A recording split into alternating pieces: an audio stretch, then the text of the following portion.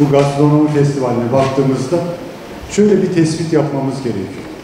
Gastronomi festivali başlamasıyla birlikte fiyatlar yükseldi, vatandaşın alım gücü azaldı gibi bir imaj var. Bu doğru değil. Şundan dolayı doğru değil. Son 4 yıldır dünyada ve dolaylı olarak da Türkiye'de fiyatlarda bir artış başladı.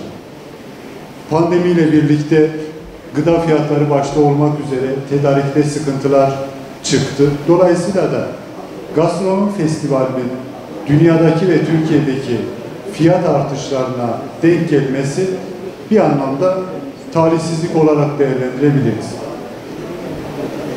Tarım ürünleri başta olmak üzere fiyatları düşürmek istiyorsak bunu belediyenin yapacağı 100 dönüm, 200 dönüm, 500 dönüm tarımsal faaliyetlerle değil, vatandaşın kendi arazilerini olabildiğince sulamaya açarak yapılabilir.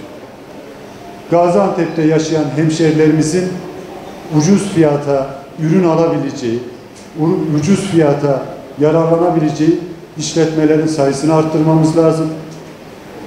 Bunları denetlememiz lazım.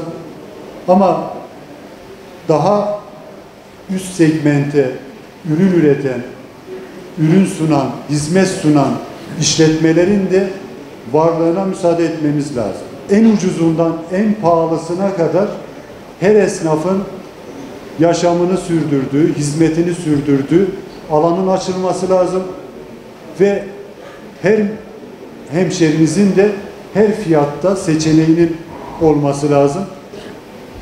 Her bütçeye uygun her ürünü Gaziantep'te bulması lazım, sunması lazım. Biz ancak öyle gelişebiliriz, öyle kalkınabiliriz.